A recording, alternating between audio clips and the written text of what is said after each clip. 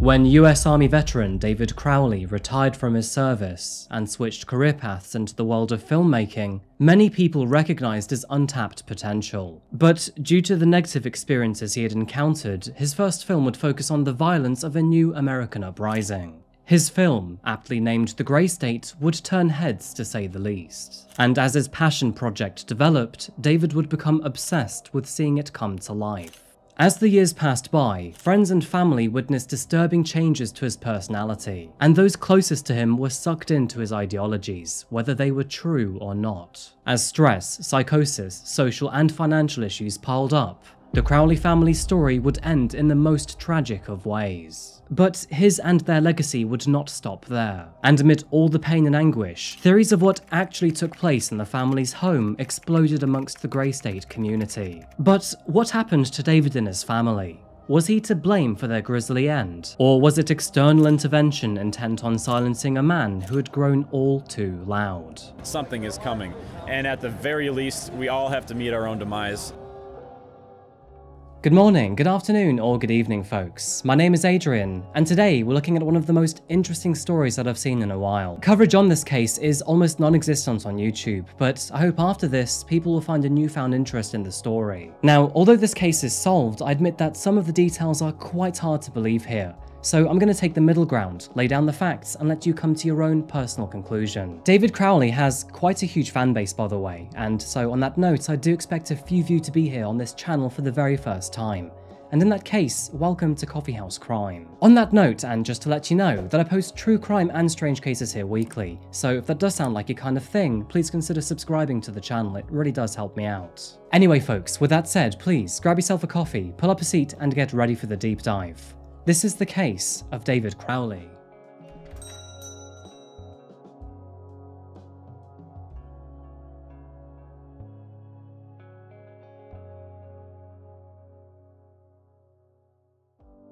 Good morning, America. Today, we're traveling to the northern state of Minnesota. Although it's often nicknamed as the land of 10,000 lakes, it actually has a lot more. And they say that if you were to connect all of Minnesota's streams and rivers, they'd stretch more than 69,000 miles. The state is financially powered by its major industries, which include healthcare, tech, forestry, mining, and finance and insurance. Many big companies call it home too, including Target, 3M, and Ecolab. The state's largest city, Minneapolis, can be found in the southeast of the state. And with a population of 500,000 residents and over 3.5 million in its metro area, the Minneapolis is a very busy city surrounded by hundreds of lakes and parks. By the way, did you know that Minneapolis actually used to be nicknamed Murderapolis? Back in the 90s, the city was unfortunately plagued with an unusually high homicide rate. Across the country, violent crime had fallen after peaking in 1991, but Minneapolis saw 97 homicides in 1995, the most of any year before or since. As likely expected, drugs and gang violence were the main factors here, which also included decentralization of the crack trade. Now, thankfully, homicides in the city dropped after this, even meeting the US standard in 2009, before sadly rising again. And this story, which occurred in 2014, doesn't do anything to help this gloomy statistic. Found towards the southern edge of Minneapolis, we can find the suburb of Apple Valley. Originally a farming community, Apple Valley is now home to 55,000 residents. And no, sadly, no apple farms exist here. It acquired its name from the company that chose this area for development, which was located in Apple Valley, California. Life here is relatively quiet, and house prices are considerably lower when compared with inner city suburbs too, making this the perfect place for the aspiring Crowley family.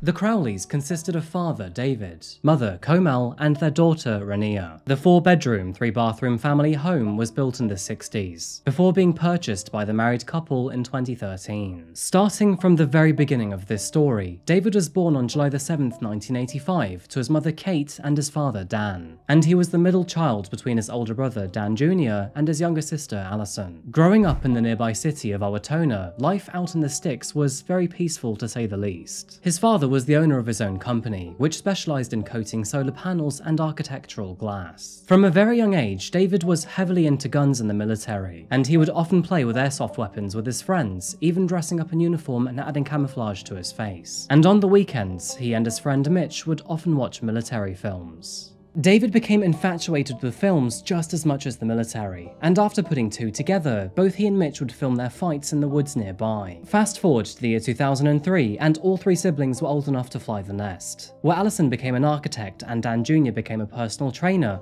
both David and his friend Mitch would join the military. His long-term interest had clearly influenced his career path, and by June 2004, both men had successfully passed their training. However, it is said that, despite the vast amount of training and warning, nothing can ever really prepare you for the brutality of war. And unfortunately for David, that was very much the case.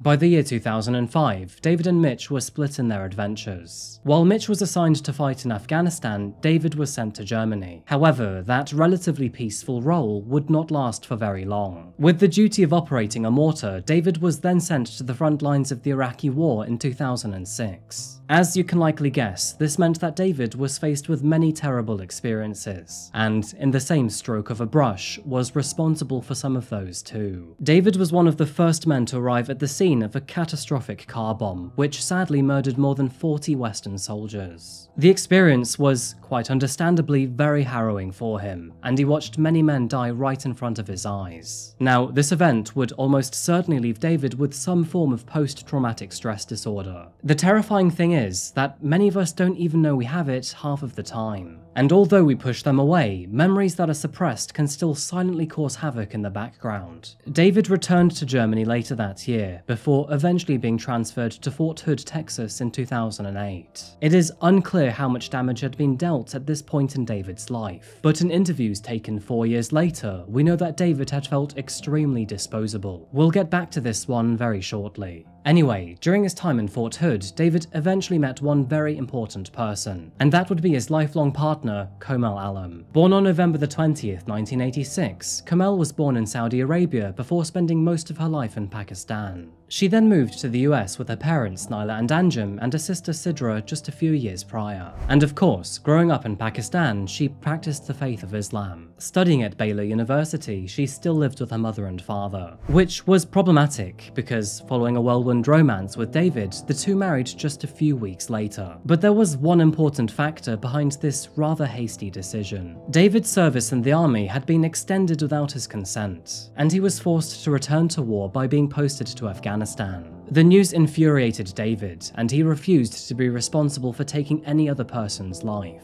In fact, he argued with his commanding officer so much that he was eventually assigned to be a mailman. The relationship between Komel and David went one step further when she fell pregnant during his leave, and by August of 2009, the two had their first and only child together, named Rania. To add to the list of changes, David was honorably discharged from the army in 2009, while Komel graduated from university. With all of their external commitments tied up, the family of three moved to Minnesota to follow their ambitions. And this is where the main path of our story begins. Despite the hasty marriage, David and Komel appeared to be a happy couple. However, that doesn't mean that life was stress-free. Being from Pakistan and living in Texas, Komel was entirely underprepared for the cold weather in Minnesota, and within a few months she had become rather depressed. Weather aside, she also found it very difficult to make friends with anybody nearby, as apparently David was not comfortable with her leaving the house, and friends reported that she became lonely very quickly. Friends also claim that David was very controlling over his wife. Apparently, he always put himself between her and her new friends, and demanded that she recorded all conversations between them. While Komel earned her master's degree in nutrition, David also followed his passion by enrolling into a course in filmmaking. It was during his time here that he began what would become his lifelong project, that being his independent movie named The Grey State. Beginning the project in 2010, Grey State was a film about a future in which the government crushes civil liberties. Taken from the movie's own concept trailer, the world reels with the turmoil of war, geological disaster, and economic collapse, while Americans continue to submerge themselves in the illusions of safety and immunity. While rights are sold for security, the federal government, swollen with power, power, begins a systemic takeover of liberty in order to bring about a new world order. Americans are quarantined to militarized districts, becoming a population ripe for control. The movie Grey State was a story of resistance. Civilians rise against the military while the dollar plunges to zero and food supplies are depleted. To quote the end of the trailer's description, the Grey State is coming by consent or conquest. Now, this is one part of David's life that I can quite heavily relate to. Much like Coffeehouse crime is to me, David's so-called work was way more than just a project. It was his baby, his pride and his ambition. And over the next 4 years, the man lived and breathed his work. Grey State is shot everywhere, but mostly it's shot in a studio. But you'd never know looking at the footage. All this buzz that people have for Grey State, we didn't start it. The story is, the farther down you go, the story becomes bigger and it involves more people. It involves generations and generations of Americans and everyone else playing their part leading up to this moment. So yes, once you begin to connect these dots, there's no way you can't tell a story about it. Most of the movie was actually shot in a studio, which helped to dramatically reduce costs. David and his team also heavily leaned on marketing their trailer on Facebook, garnering attention without the need for a big budget. Public advertising helped them in various ways too. Actors volunteered to work on the set for free, and public funding became an option through crowdfunding websites. This also included a very successful campaign on Indiegogo, which awarded Grey State with $61,000 or £48,000. However, this is where our real problem begins, because David didn't actually think this was a fictional story.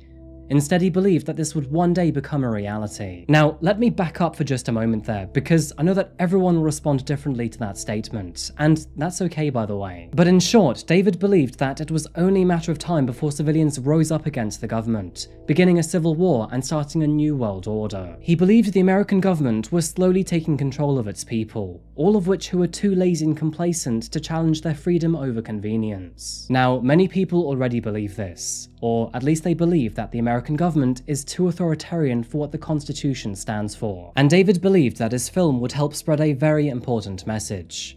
He believed that his passion project would help wake people up to the ever-restrictive government and help them prepare and take precautions. Anyway, it was in August of 2012 that David held an interview with Messengers for Liberty, and what he had to say about himself, the project, and the message behind this project was very interesting to say the least. My name is David Crowley. I'm a filmmaker from Minnesota, and I've been working on the project Grey State. And so far it's just a concept trailer, meaning that it's not an actual feature film yet. It's an idea that we show, to help a possible investor or a studio or whomever visualize what our idea is all about. So basically it's been an exercise in developing the themes and really getting the visuals across, and showing A, that we can, that it's a good idea and that's something that people want to see, and B, that we can actually pull it off. So it's both a resume and sort of a pitch to anyone who's looking. How people wake up to liberty, and that is the term we all use, right? Wake up, because these things go on all around us all the time, and most people know about everything. Any one of these issues, you ask anyone, they've heard about it to some degree, but it requires sort of an awakening context by which they can establish the difference between that reality and the one that they live in. So for me, I was in the military from 2004 to 2009. I was stop-lost for 15 months. I was deployed illegally as a civilian for a while. So I know what it's like to be a number on a page, and I've seen what our military is capable of when it thinks it's peacekeeping. I've seen the division between the military being used as a blunt instrument of foreign policy, as it should, and being a domestic police force, which it shouldn't. And so I have seen the context, I've seen the contrasts between one reality and the other, and basically it was my military experience that helped me to decide and value liberty. Liberty is a real thing, and it's being threatened, and it's not defined by our creature comforts. There's some other thing that goes on, and it's about freedom, really, and are we free? And once you have that context by which to describe what I call the Grey State, that's what the Grey State is. Anyone can basically pick up a camera and make their first film, get noticed for the quality of the storytelling, and move on from there, getting funding and getting attention from here and there. It's a ladder for sure, because you're not starting out in Hollywood with $1 million. It doesn't work that way. So libertarian filmmakers, you'll find yourself at odds with society. My trailer has done awesome on the national scale. Google any one of these terms that you see in gray state, FEMA, martial law, RFID chip, the future rise of the Patriots. This stuff is all in there, and it's all widely available. And once you start to decide that this is not just conspiracy and that I should probably pay attention, bam, you're in the world, and there's no end to it. There's 100 different ways by which the federal government will end this country, and I had to pick like what I thought was the most realistic scenario, and that's kind of what the gray state is. And so I was able to, bury myself in the film effort and really try to craft that narrative out of the mess that I was researching. Now, do things really scare me about the gray state? Well, hell yes, they do.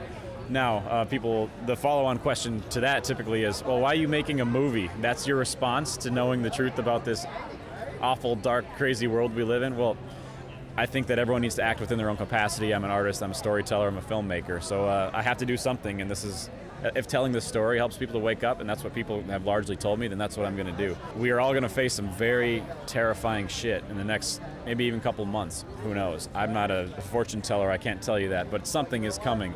And at the very least, we all have to meet our own demise someday anyway.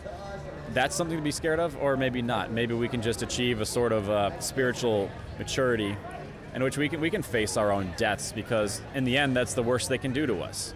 No Hollywood studio is going to back this film. So it's got to come from grassroots, spreading the word. Hey, check out this trailer, share it on Facebook, have them share it on Facebook, share it in public forums, talk about it. Check out our website, because we're running a crowdfunding campaign. If 100 people see the trailer, one of those people might donate $5. So definitely support the project any way you can, either through financial contributions or just sharing the trailer. That's really all we need right now, is just share that trailer, get it seen. As I've said before, David was obsessed with Grey State. It is reported that he had created at least 6 drafts of the script, with most of them following very different backbones to the storyline. David also made 3 separate trailers for the movie, which he auditioned, rehearsed and directed himself. He often went on long walks with actors and friends to find the perfect scene, composed his own music for the movie, worked on character and costume design, directed the film's photography and cinematography, and even drastically changed his appearance to trial out different character designs. Now, David was a creative genius, and there is no doubt that he had so much to bring to the table. But he also placed way too much responsibility on himself, could not delegate tasks, and eventually let the project consume every moment of his being. As expected, this greatly affected his personal life too. David's obsession meant he rarely spent enough time with his wife or his daughter, and over the years, it became rather obvious that this caused problems within their marriage. Problems already existed in 2011 when David wasn't doing enough to bring money into the family home. Komel was already the primary breadwinner of the family. However, she would still require help from David to make ends meet. He eventually got a side job as an editor while he worked on his own project. But by 2013, financial issues began to crop up once again. And despite loving him to an almost unhealthy level, Komel was now considering divorce. In the meanwhile, Grey State became increasingly popular within the indie films industry. And thanks to its genre, the movie attracted many survivalists and what some would call conspiracy theorists. Now, let us take a minute to talk about David's political stance for just a brief moment. Because as much as I dislike talking about politics, it is rather important to understand his beliefs in this story. In short, David identified himself as a left-leaning libertarian. He believed that being a soldier had made him a pacifist, and after both seeing and causing death, he came to the realization that war and violence are simply unjustifiable. Again, I would like to remind you that PTSD was probably causing havoc in the background. By the start of 2014, David was becoming dangerously deep in his work. His wife began to report that he was blurring the lines of fiction and reality, and seemed to be living inside of his own apocalyptic world. Now, this already seemed partially apparent in his 2012 interview. 2 years later, it was only getting worse. Funding for the project was looking quite hopeful, however, which is good because the movie had now been in development for almost 5 years. By the summer of 2014, David was flying out to LA to meet multiple well-established producers and filmmakers in hopes that they would fund Grey State. However, the pressure seemed to have a great effect on him. Komel noted that she often found him crying on the bathroom floor because he thought he had messed up. Which was strange because at the same time, they both felt rather confident he'd make a lot of money by Christmas. In fact, Komel felt so confident by this that she even left a stable job to start her own business. By July though, the pressure was coming to a breaking point, and David, he would experience psychotic episodes, where he would, quote, see visions of pure deep horror. Now, his psychotic episodes would eventually subside. However, his concerning behaviour would not stop there. After learning that Komel's mother had sadly been diagnosed with cancer, David tried to convince his wife that they were simply trying to guilt trip her, and he ordered her to cut all contact with her family. It is not actually clear how much Komel believed this, but eventually she would actually comply with David. If you've already seen the Gray State trailer, you'll recognize this tagline. The Second American Revolution may not be remembered. It surprised me how little people question that statement, and not in the way that they usually don't question what they see and hear. You know, it seems like they really get it. They understand that if the frontal attacks on liberty we endure on a day-by-day basis ever culminate into a shooting war, then it will result in either a total teardown of our current system of government or a complete eradication of the fundamental idea of freedom. As an artist and storyteller who is awake to the world, I will do everything in my capacity to meet my responsibility. The question is, will you? So again, I know that I'm speaking to people who are awake, and I know that I can count on your support. Gray State has already been described as a prophetic look into a terrifying future, but I appeal to you here today to help us prove them wrong. And through our united effort, we keep this film in the fiction section. Thank you.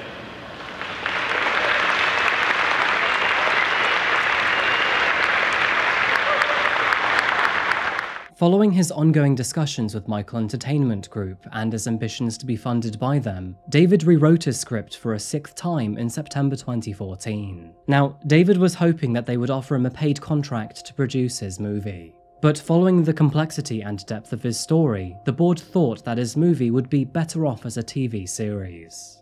This news devastated David, and he had no desire for such a thing. He had gotten so close to achieving his dream, but it appeared as if his story was not good enough for them. It is evident through posts left on the Gray State Facebook page that David heavily relied on this deal going through. But sadly, despite 4 years of work, the deal collapsed. And David, he had no idea how to cope with failure of this magnitude. And as you can likely imagine, the stress and the anxiety began to eat away at him. In a desperate effort to keep Gray State relevant, he began to work on a documentary called Gray State: The Rise. David shifted his purpose away from entertainment and focused on delivering his message to, quote, wake up instead. He began to spread his message wherever he could, which even included an interview with far-right host Alex Jones. The upcoming documentary series consumed him at every moment. But this time, it wasn't being made with love and creativity. Instead, it was anger and desperation. David's control and power over Komel heightened after this, and soon enough, the couple stopped any and all contact with both of their families.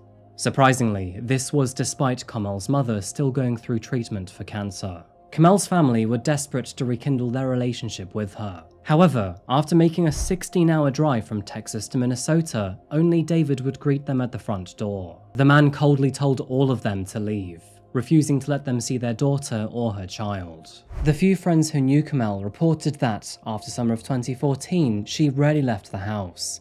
She had left her job, abandoned the book she was creating, and spent most of her time reading about religion. Found within the thousands of hours of voice notes left by David, he admits that she often cried and wailed during most of this time frame, and knew that she was deeply unhappy. Komel had also started to share his anti-government beliefs, began to talk and act like David, and even denounced her own Muslim faith. For the rest of 2014, no additional offers were made to Gray State, and to add to this, David's second business, which helped actors learn how to use military equipment, went bust. Komel and David also remained silent to family and friends, and didn't seem to get out of their rut at home. Safe to say, things were spiraling out of control. Neighbors also recognized a change in David's appearance and behavior too.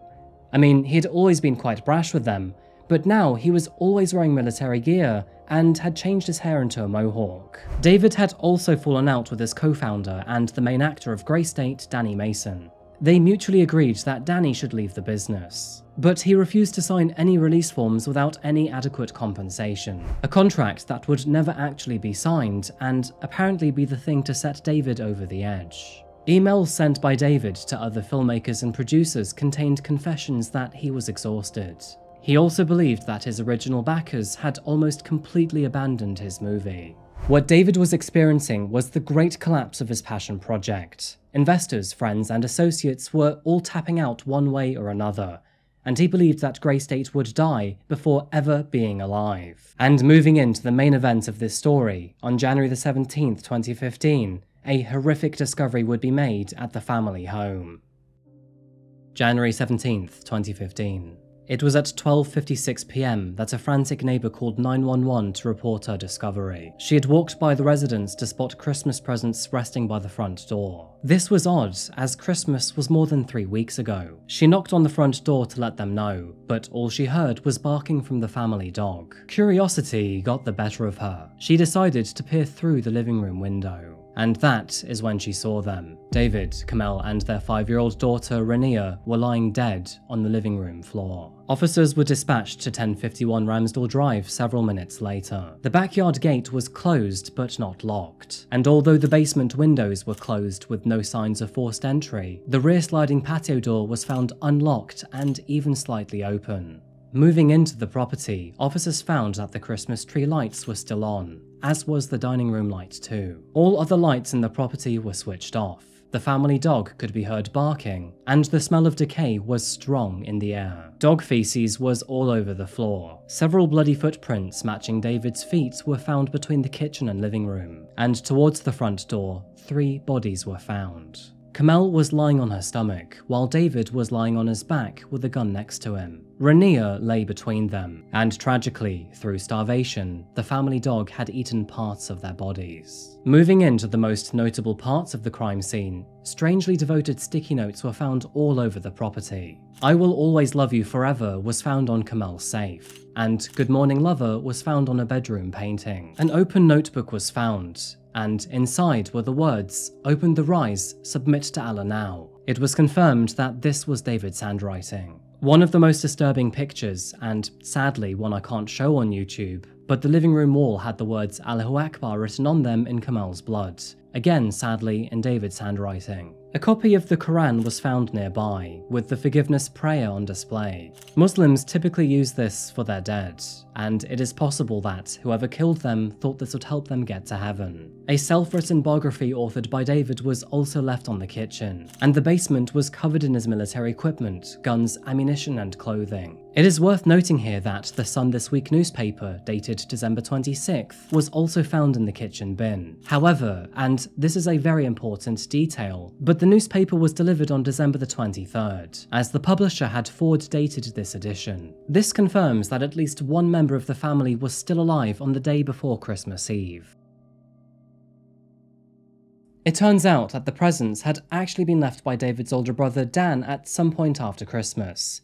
You see, David and Dan had fallen out earlier that year, and Dan wanted to make things right by leaving some presents for the family. Scared of the confrontation, Dan put the presents outside the front door and then left the property. It is kind of a catch-22, but if Dan had looked through the front window, then the bodies of his brother and his family would have been found much sooner. After the investigation was over, the police were left with an absolutely mammoth task. More than 13,000 photos were found inside the property, with over hundreds of hours of video footage. The authorities would ultimately conclude that David had murdered his wife and daughter before taking his own life, and there was plenty of evidence to back this theory up. Authorities have not been shy about this evidence either. After my own research, I was able to find more than 1,000 pages of recorded evidence, and more than 500 photos of the crime scene. However, plenty of people out there believe that David is not to blame for this awful tragedy, and there is an arguably good reason why. It is obvious that David's experience in the army was not a pleasant one, and he often expressed his hate towards the government and military through his movie and interviews. It doesn't matter which organization you work for, if someone is actively hating you and your peers, you will feel some degree of resentment toward them. So perhaps someone within the US government, or perhaps the military, targeted David. He was very vocal with his beliefs online, through his social media, the movie, and the movie's social media profiles. So perhaps he had royally pissed someone off. We'll get back to these alternative theories soon. For now though, with all of the information and evidence available, what exactly do we know? Well, on December the 21st, David Crowley was charged $31.32 at Smashburger Apple Valley, confirming that he was still alive at this time. This would be the last transaction that we know of. The December 26th issue of The Sun this week was delivered on December the 23rd, and since this was found in the bin, we can assume that at least one of the Crowleys was alive on this day. 2 phone calls were made but not delivered on Komel's phone at 9:36 AM and 11:40 AM on December the 23rd. This would be her last known activity. On the evening of Christmas Eve, one of their neighbors spotted a figure in the front window of the property. A playlist of 53 songs was then set to play on a loop on David's MacBook Pro. To add to this, David's cell phone activity ended later at 8:23 PM. The last confirmed activity in the house came from David at 40 minutes past midnight on December the 25th, who, no surprise, left a post on Gray State's Facebook page. The final post read,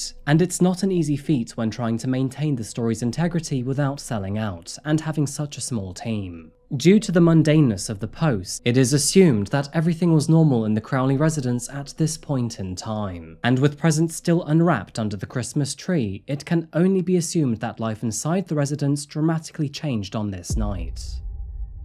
A crime scene assessment concluded that their deaths were impulsive and the murder was unplanned. David and Renea were barefoot, indicating they were comfortable and had no indication of going outside. The house appeared to be in normal condition, and all 3 were wearing comfortable clothing. Komel's positioning indicates that she was probably shot without knowing she was in danger, whereas David was either standing or on his knees. A lab report confirmed that all 6 bullets recovered were from David's .40 caliber handgun. The bloody footprints were made from the blood of Komel Crowley, as was the blood found on the wall. It was also concluded that the notepad containing David's handwriting also contained Komel's blood, which sadly once again linked David to her death. Now, I've seen dozens of theories, but some claim that maybe someone had chopped David's hands off and used it as a prop to frame him. They claim that this is why his hands were missing, and why it looks like he had killed his family. Though, if I'm honest, the crime scene photos state otherwise. Although some argue that David simply seemed too stable and calm to be a man who killed his family, it is worth highlighting that time has the ability to change almost anyone in the right or wrong conditions. For example, this comment, taken from his August 2012 interview, was made after observing his behaviour almost 2.5 years before their deaths. In the lead up to the end, David had experienced psychotic episodes, suffered a severe blow to his 4-year project, and fallen into financial ruin. By December of 2014, David had lost weight, looked dishevelled, and had become very antisocial towards friends, families, and neighbours alike. And only 5 days before his death, David left a map sequence of all the files needed to make his documentary The Rise, which, of course, shows some potential level of premeditation. Some believe that the message on the wall was simply too blasphemous for David to write such a thing, but it does actually match his handwriting. Not only that, but he had even spoken to a friend in the past about Vikings writing blood on the wall to leave a message before dying. However, even in the crime scene assessment, some doubt still remained. Several factors could have suggested that someone outside of the home carried out the murders. This included the open patio door, an inconsistency in David's dominant hand, and all victims being found in the same room as if they were gathered or herded. It is theoretically possible that someone did not share David's anti-government beliefs and could have had a motive to murder him and his family, and this would lead many people to believe that the government were to blame. In fact, if you go to any of the main trailers on YouTube, you will see plenty of comments that support this theory. So, there were reports that no bullet, fragment, or cartridge associated with the gunshot to David's head was found. However, this was later discovered in the attic after travelling through the ceiling. As promised at the beginning of this video, I only want to lay down the facts and let you come to your own personal conclusion. Obviously, this could technically be a cover-up by the government, However, most of the facts that support these theories are washed away when reading the various reports. Police reports aside, this case has been independently reviewed by a private investigator in 2019, which is where a lot of the information I've read has come from. The investigator ultimately concluded that David had in fact murdered his wife and daughter before taking his own life. He further believed that the crime was entirely impulsive and that there was no external intervention. David seemed to be incredibly happy during the week before his death. He returned books and possessions to his friends and seemed to be miraculously clear of his stress and depression. We know that those who decide to take their own life are often happy in the moments leading up to it, as if their issues have suddenly disappeared. So perhaps that was why. The last thing he wrote in his journal was, "I am no one. It is everyone else who is someone." However, what really happened behind closed doors, we may never know. The information available strongly suggests that David was controlling, especially towards the end of their lives. Things could have been even worse when the cameras were off and the journal was shut. On January the 5th, 2015, and after the Christmas holidays, Rainia's preschool began. Although she never showed up, the school couldn't contact her family. And strangely, this was because they had removed their emergency details from that database several weeks prior. Many would believe that 1051 Ramsdale Drive would have been cleaned and sold relatively quickly after this terrible event. Sadly, you would be mistaken. The floorboards beneath their bodies were removed, and the living room wall soon featured a white square where Komel's blood once dried. It is strange, but it seems that a shrine was made around these two details. Otherwise, the home remained frozen in time for almost an entire year. Loving post-it notes stayed in place. The furniture remained unmoved. Rainia's clothes were scattered on the floor.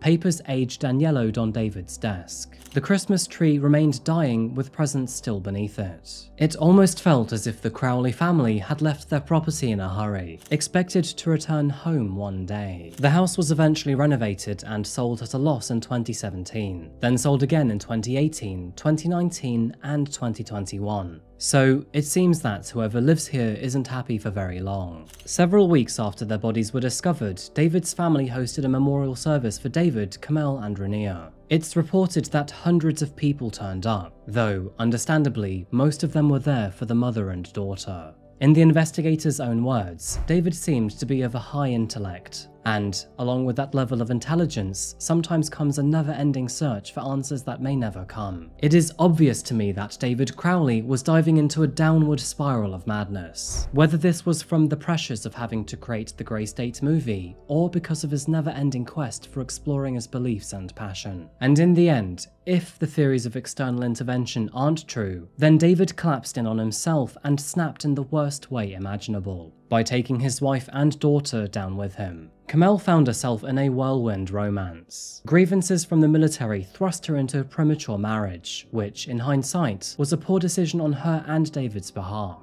Despite this, once she was married, she was committed to making it work. She stood by David during his time in Afghanistan. She supported him when he went to filmmaking school, gave him a beautiful baby daughter, and kept the family afloat while he tried to make a name for himself. She undoubtedly tried extremely hard to make things work for her family, even when times were extremely difficult at best. Komel spent many nights on the phone with her parents, crying with feelings of thoughts of isolation. And sadly, those phone calls stopped when David isolated her from them too. Although most describe her as a free thinker, she obviously leaned on David's opinions when he became one of the only things left in her life. And even then, she still continued to support him to no end. Journals describe an extremely sad, lonely, and devastated wife. A wife that ultimately would die many decades before her time. Her daughter, Rainia, joined her parents in death, and at just 5 years old, this is an absolute tragedy. She had no chance to experience life.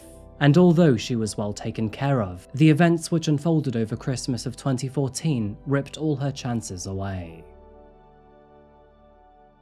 One of the final and sad side notes about this case is that on January the 7th, one of the filmmakers who was already in contact with David emailed him to explore further options for funding. Now, obviously, this was before the bodies were found, and as for that email, it was around 12 days too late. Some claim that there was a $30 million offer on the table for David, and therefore, why would he want to take his own life? Unfortunately though, there is no evidence to support this theory. It is strange though that this case barely received any attention. Personally, this is one of the most interesting cases I've learned in quite a while. That I do find quite weird. Both David's and Komel's families have remained dreadfully silent since their deaths. However, everyone else involved in this case has been extremely vocal about it. Another sad side note, but unfortunately, after her long battle with cancer, Komel's mother passed away in 2021.